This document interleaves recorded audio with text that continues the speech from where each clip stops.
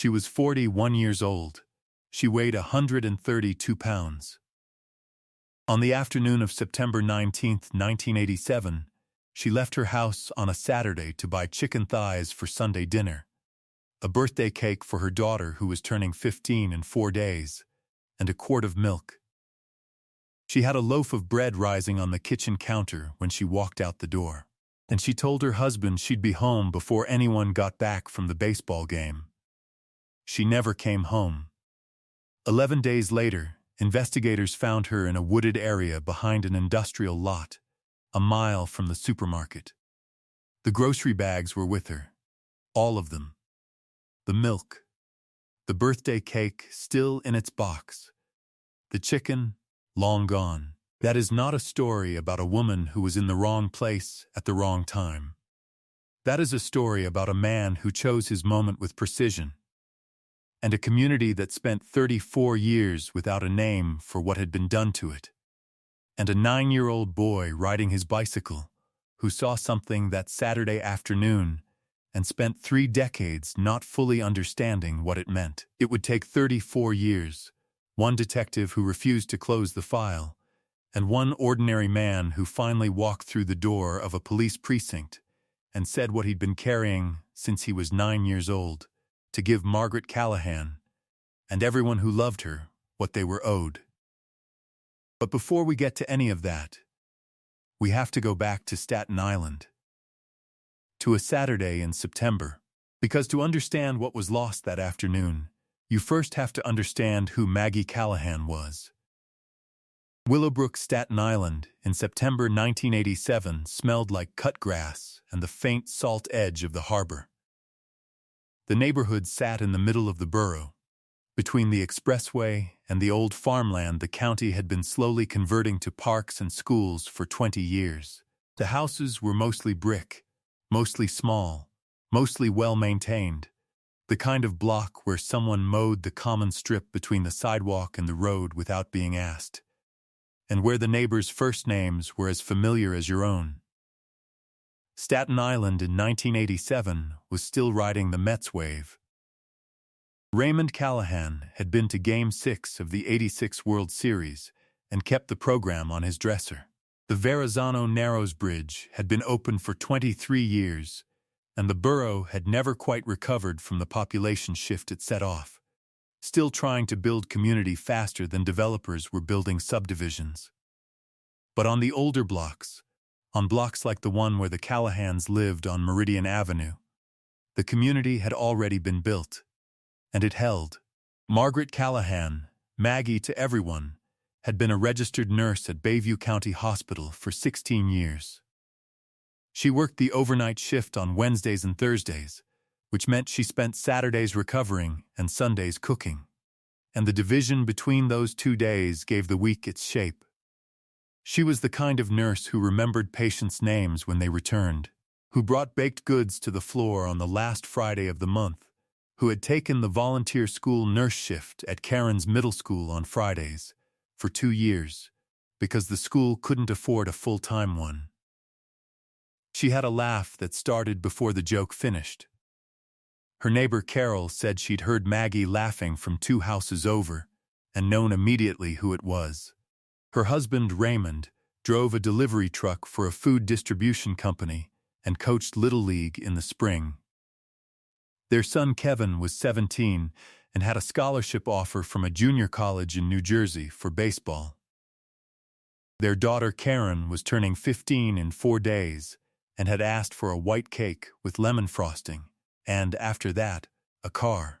She was practicing for a future in negotiation. On the Saturday Maggie left for the Grand Union, the bread she had started that morning was still rising on the counter under a clean dish towel. She told Raymond she'd be home before 6, well before he and Kevin got back from the away game. She had always been home before 6. That was the last ordinary thing. On September 19, 1987, Margaret Callahan left her house on Meridian Avenue at 2:15 in the afternoon. Her neighbor across the street, Carol Perino, saw her back out of the driveway and waved. Maggie waved back. She was wearing her blue windbreaker. The Grand Union supermarket was on Richmond Avenue, a 7-minute drive. Maggie had shopped there every week for 11 years. Several employees recognized her by name. The cashier who rang her up that afternoon, a high school junior working weekends, would later tell investigators she remembered the order specifically. Chicken thighs, a whole cake in a box with lemon frosting, milk, bread, and a TV guide. She paid cash. The register receipt read 2:47 p.m. The car was still in the parking lot when Raymond and Kevin arrived home at 6:30 that evening. Maggie was not. Raymond found the answering machine blinking with messages from 2 neighbors asking if everything was all right, and the loaf of bread on the counter, hard as a brick, still under its dish towel. He called Carol Perino. He called the hospital. He drove to the Grand Union and found Maggie's Buick Skylark in the 3rd row from the entrance, unlocked, her purse on the passenger seat, the radio still on. By 9 o'clock, Raymond Callahan had filed a missing persons report with the precinct. The groceries were not in the car. They were not at the house. Nobody could account for them. 11 days later, on September 30th, workers at an industrial lot on Drumgoole Road reported what they'd found in the tree line at the edge of the property. A responding officer radioed for detectives at 9:14 in the morning. The grocery bags are there with her. Every one of them. The birthday cake is in its box. The Grand Union receipt is crumpled into the bottom of one of the plastic bags, dated and timed. The tire tracks in the soft earth near the tree line are wide set, consistent with a van or light commercial truck. Investigators photograph them, measure them, cast them in plaster. In the neighborhood around the Grand Union, canvassing officers over the following days collected a number of accounts. Several people described a white panel van they'd noticed in the parking lot on the afternoon of the 19th. Nobody had a plate number. Nobody had gotten a full look at the driver. In a community where everyone knew everyone else's car, the van had simply not been familiar. A canvassing officer noted in a door-to-door report a brief conversation with a 9-year-old child who lived near the Drumgoole Road industrial lot. The child said he hadn't seen anything. The officer moved on. Carol Perino told the detective assigned to the case that she wished she had waved harder. She thought about it every time she backed out of her own driveway after that. The case was assigned to Detective Lou Ferrante of the Staten Island Homicide Division, 52 years old, 19 years on the job, a man who had coached Little League on the island for a decade and knew the names of half the fathers on the blocks where Maggie Callahan had lived and worked. He had not known Maggie personally. He thought about that later. 2 suspects occupied the first weeks. The first was a man named Gary Altieri, who had done maintenance work at the Drumgoole Road industrial lot and had a prior property crime arrest from 1983 that investigators flagged. Altieri was brought in, interviewed, and produced documentation of his whereabouts on September 19th, a family event in New Jersey with 14 witnesses. He was released. The second was a former patient from Maggie's ward at Bayview County, a man who had been discharged the previous spring and had made comments to another nurse that had been logged in the incident book. He had subsequently relocated to Florida. Law enforcement there confirmed his presence on the 19th. He was eliminated. The plaster casts of the tire tracks were cross-referenced against commercial vehicle registrations in the borough. The matches ran into the hundreds. Without a model or partial plate, the search had no traction.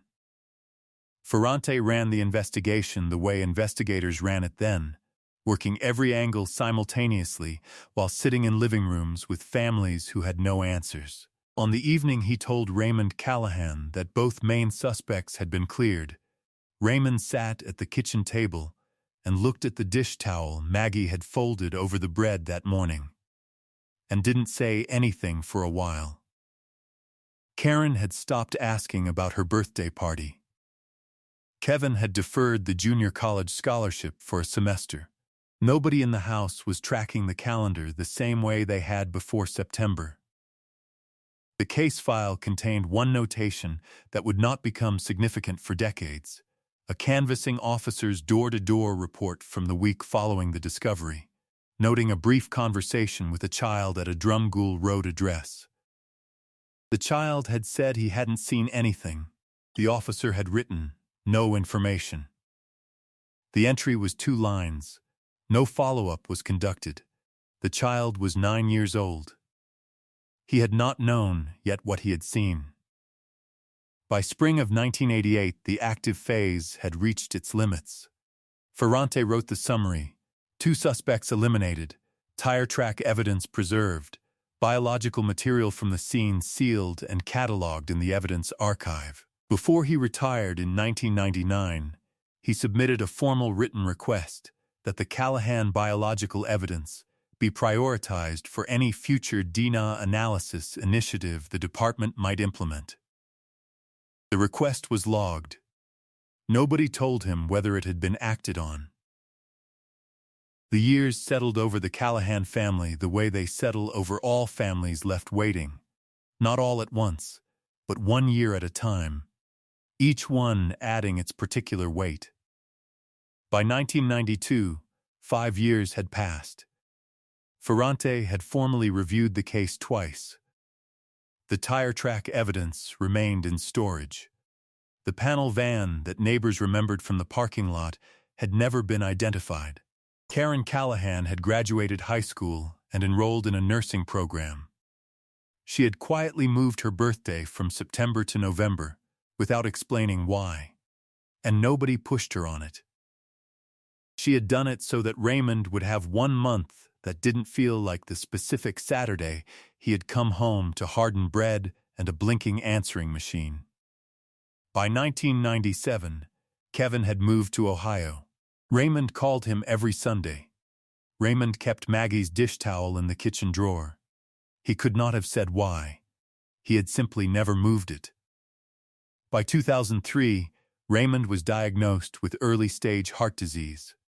He reached Ferrante, retired by then, and asked if there was anything new. Ferrante said no, but the evidence was there, intact, and that the technology was improving. "I can wait," Raymond said. He said it the way people say things they don't entirely believe.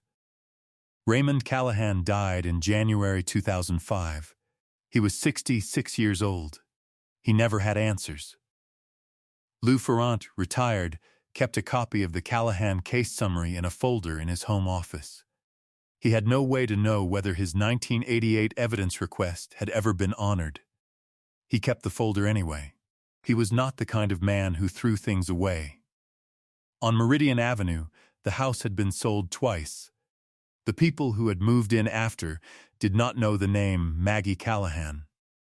On the block, the people who remembered were getting older. Every case on this channel takes weeks of research, verification, and care, because these were real people who deserved better than to be forgotten. If you want us to keep finding the stories that time tried to bury, please take a moment to like, subscribe, and leave a comment telling us where in the world you're watching from. It makes a real difference. Now, let's get back to Maggie. The case had been cold for 34 years when a 42-year-old man named Thomas Greer made a left off the expressway and drove to the Staten Island precinct. Thomas had grown up on Drumgoole Road. In September 1987, he was 9 years old, riding his bicycle in the area near the industrial lot on weekends, the way kids in that neighborhood did when the weather still held. He remembered that Saturday, specifically, because of what he saw, and because of what the man said to him. He comes around the edge of the industrial lot on his bike. He sees a white panel van parked in the weedy ground at the edge of the tree line. The back of the van is open. A man is crouched inside, moving something large and heavy, working quickly. Thomas gets close enough to see the man's face before the man straightens up and looks directly at him. "Go home, kid," the man says. "Mind your own business." Thomas went home.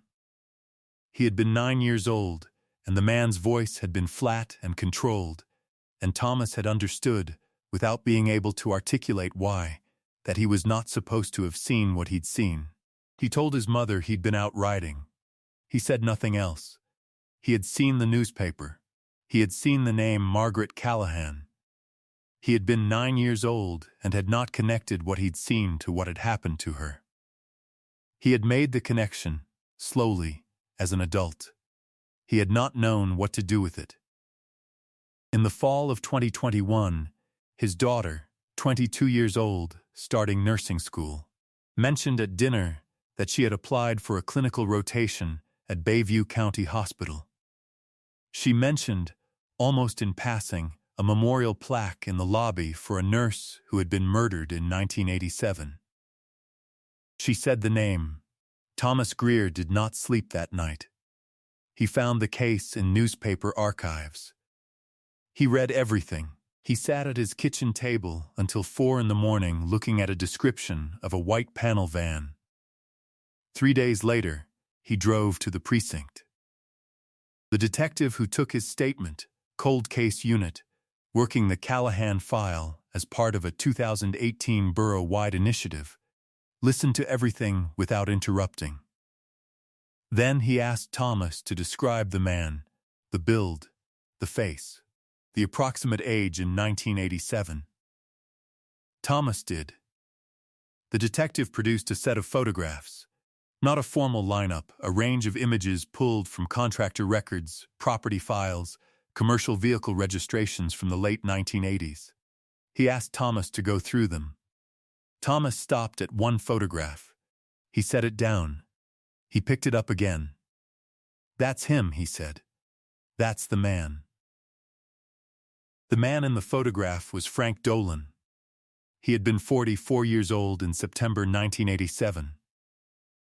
He ran a small electrical contracting business out of a rented workshop on the south end of the island, and he had done commercial work across the borough throughout the 1980s, including a circuit panel job at a building adjacent to the Grand Union Supermarket on Richmond Avenue in 1986. His white panel van had been a fixture on job sites across Staten Island for nearly a decade. To the community where he lived and worked, Frank Dolan had been unremarkable in the best sense. A churchgoer, a father, a reliable tradesman who showed up when he said he would. He died in March 2012 of a cardiac event. He was 70 years old. He was buried in a cemetery on the island, not 3 miles from the tree line on Drumgoole Road. The cold case detective brought the identification to his lieutenant. The Callahan biological evidence had been maintained through 34 years of administrative reorganization, through the 1999 evidence preservation request that Lou Ferrante had filed before retirement, through the 2018 initiative that had flagged it for priority testing. It was intact. Modern processing extracted a viable DNA profile from the original 1987 material. The investigative team contacted Michael Dolan, Frank's son, now in his 40s, and requested a voluntary cheek swab, framing it as a genealogical cross-reference in an unrelated matter. Dolan agreed. He was cooperative and unhurried. He had no idea what his father had done. The results came back in early 2022. The profile from the 1987 evidence matched Frank Dolan at a paternity-grade certainty, confirmed through Michael's comparison sample. The documented connection to the Richmond Avenue job site. The registered white panel van, Thomas Greer's independent physical description, provided before he ever saw a photograph, consistent with the face he had described at 9 years old. The Staten Island District Attorney's Office held a press conference in March 2022. They named Frank Dolan as the person responsible for the murder of Margaret Callahan. They noted he had died 10 years earlier, and that no criminal prosecution would be possible. No arrest, no trial, no sentence. A name, confirmed by science, carried across 3 decades by a child who hadn't known what he was carrying. 34 years too late for Raymond Callahan to hear it. In the neighborhood, the news landed the way such news always lands when the man turns out to have been someone ordinary. A tradesman, a churchgoer, a father, hiding in plain sight on an island where everyone knew everyone else's car, and no one had ever thought to wonder about the van. A detective called Karen Callahan the morning before the press conference. She asked him to say the name again. Slowly, she wrote it on a piece of paper. She folded it and put it in the kitchen drawer, next to the dish towel her father had kept there for 17 years, and that she had brought with her when she cleared the house. Karen Callahan was 48 years old the morning she wrote down the name of the man who had killed her mother. She had been 14 the last time she saw Maggie, that Saturday morning watching television, her mother walking through the living room and kissing the top of her head and saying she'd be back before dinner. She was going to get the birthday cake. She made Karen promise, laughing, not to ask which kind. Karen was a registered nurse at Bayview County Hospital. She had been for 19 years. She worked the same department her mother had worked. She had chosen it on purpose without ever saying so. The day after the Dawes announcement, Karen baked a white cake with lemon frosting and put it on her kitchen table. Her daughter, 23, asked whose birthday it was. Karen told her it was her grandmother's.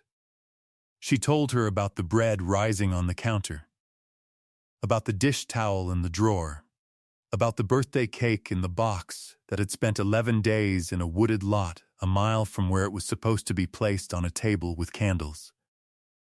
Her mother laughed before the joke finished, she said.